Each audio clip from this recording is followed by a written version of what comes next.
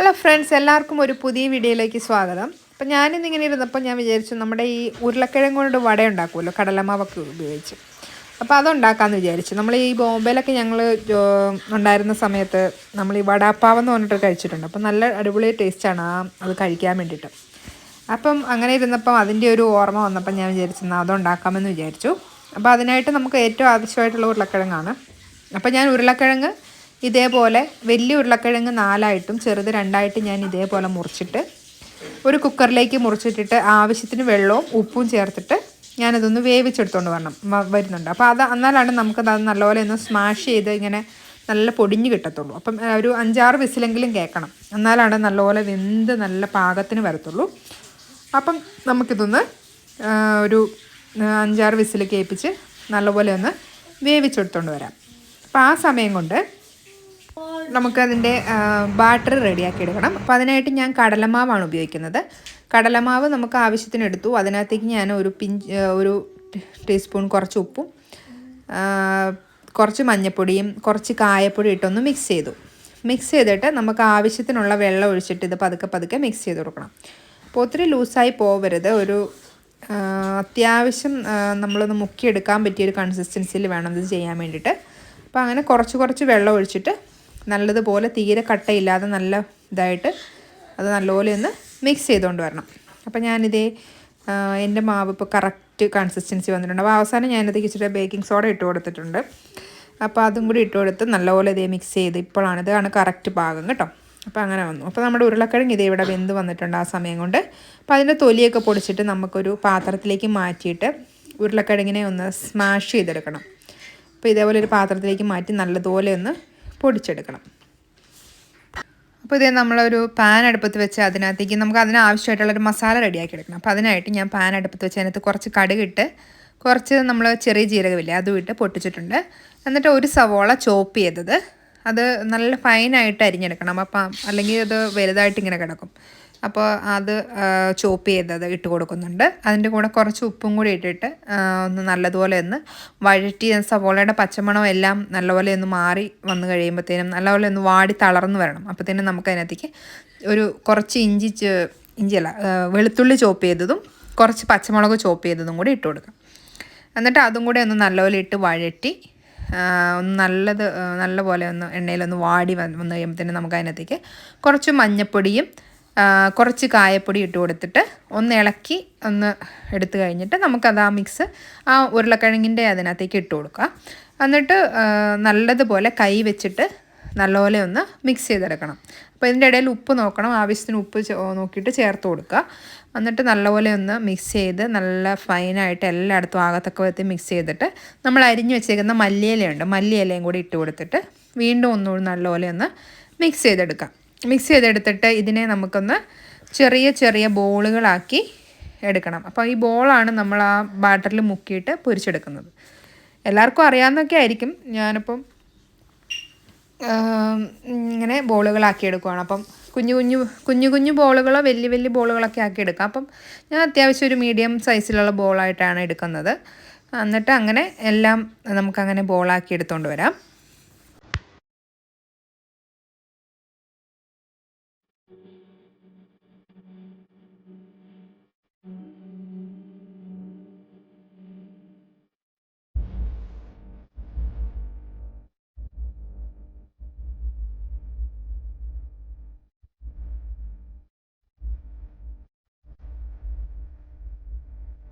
അപ്പോൾ ഇതേ നമ്മളിതെല്ലാം ബോളാക്കി എടുത്തുകൊണ്ട് വന്നിട്ടുണ്ട്.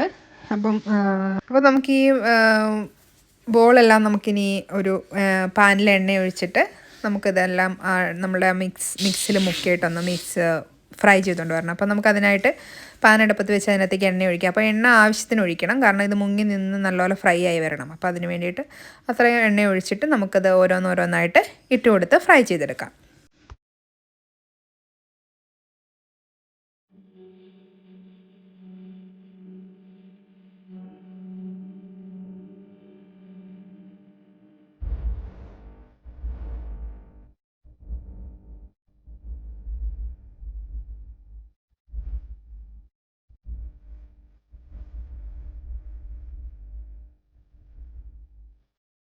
അപ്പോൾ അത് തിരിച്ചും മറിച്ചും ഇട്ട് കൊടുക്കണം. അപ്പോൾ ആവശ്യത്തിനൊന്നും ഒരുവിധം മൂത്തായി കഴിയുമ്പോൾ ഉള്ളിലുള്ള നമുക്ക് മസാല ഓൾറെഡി വെന്തതാണ്. അപ്പോൾ നമുക്ക് അധികം നേരം ഒന്നും ഇട്ട് വേവിക്കേണ്ട കാര്യമില്ല. പുറത്തേ ഒന്നും നല്ലപോലെ ഒന്ന് മുരിഞ്ഞ് ഇതായി കിട്ടിയാൽ മതി. അപ്പോൾ അതൊന്ന് മറിച്ചിട്ട് കൊടുക്കുക.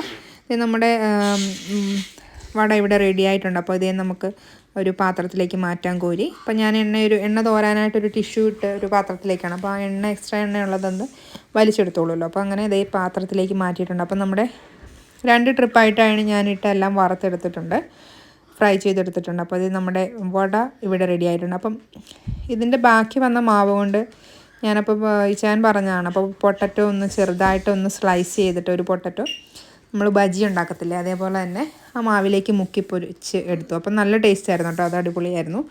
അപ്പം അത് ആദ്യമായിട്ടാണ് ഞാനിപ്പോൾ കഴിച്ച് നോക്കിയത്. അപ്പം നല്ല സൂപ്പറായിട്ടുണ്ട്. അപ്പം ബാക്കി വന്ന മാവ് വേസ്റ്റ് ആക്കണ്ടല്ലോ. അപ്പോൾ ഇങ്ങനെ അതും ചെയ്തെടുത്തു.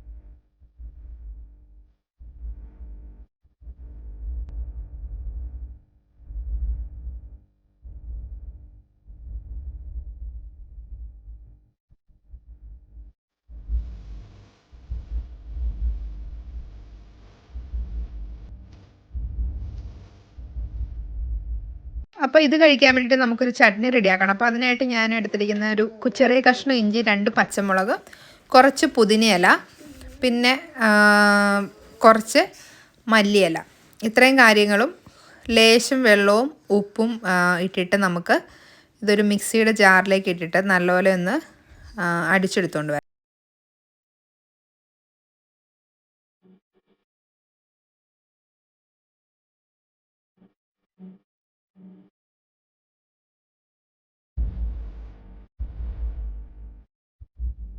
അപ്പോൾ നമ്മുടെ പുതിന ചട്നി ഇവിടെ റെഡി ആയിട്ടുണ്ട്.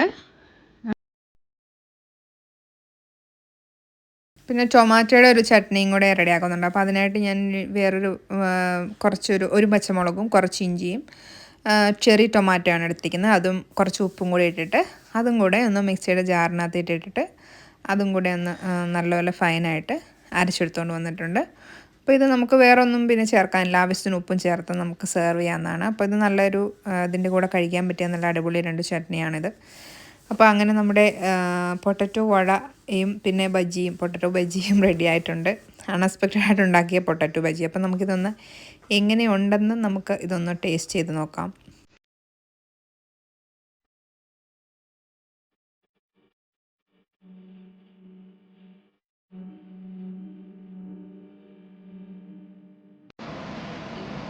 ഉരുളക്കിഴങ്ങ് വട റെഡി ആയിട്ടുണ്ട്. ഞാൻ ഒന്ന് ടേസ്റ്റ് ചെയ്ത് നോക്കണം.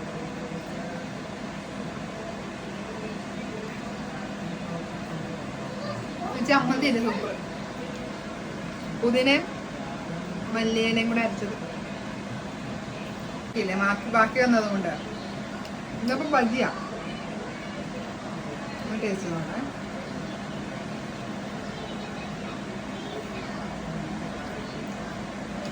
ഇതാണ് അതിനെക്കാളും സൂപ്പർ തോന്നുന്നു.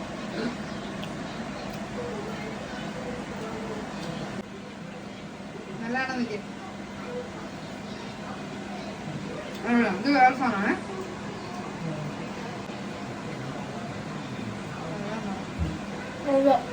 അടിപൊളിയാണോ? ഇതിലേതാ ഇഷ്ടപ്പെട്ടത്? ബോളാണോ ബജിയാണോ? ആണോ?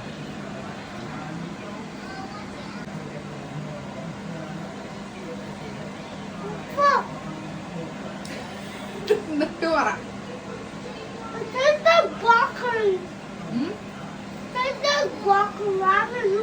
നല്ലതാണോ? നല്ലതാണോ?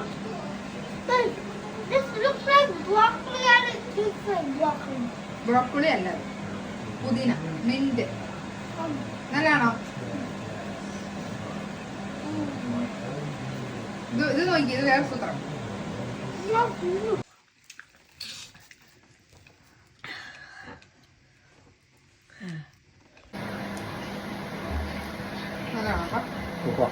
അപ്പൊ പറഞ്ഞു ഉണ്ടാക്കിയില്ല ആ സാധനം. ബജി അതാണ് ഏറ്റവും സൂപ്പർ അല്ലേ? നല്ല ചമ്മന്തി. ചമ്മന്തി ഉണ്ടല്ലോ, ചമ്മന്തി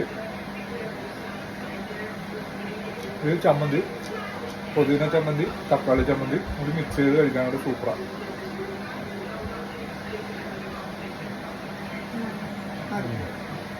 സൂപ്പറായിട്ടുണ്ട്. പുതിന ചമ്മന്തി തക്കാളി ചമ്മന്തി കൂടി മിക്സ് ചെയ്ത് കഴിക്കാനായിട്ട് അടിപൊളിയാണ്, സൂപ്പറാണ്. അപ്പോൾ എല്ലാവർക്കും വീഡിയോ ഇഷ്ടമായെന്ന് വിചാരിക്കുന്നു. അപ്പം പുതിയൊരു വീഡിയോ ആയിട്ട് ഉടനെ വരുന്നതായിരിക്കും. അപ്പം ഞങ്ങളുടെ ചാനൽ സബ്സ്ക്രൈബ് ചെയ്ത് എല്ലാവരും സപ്പോർട്ട് ചെയ്യുക, ലൈക്ക് ചെയ്യണം എല്ലാവരും. Thank you for watching. Bye bye.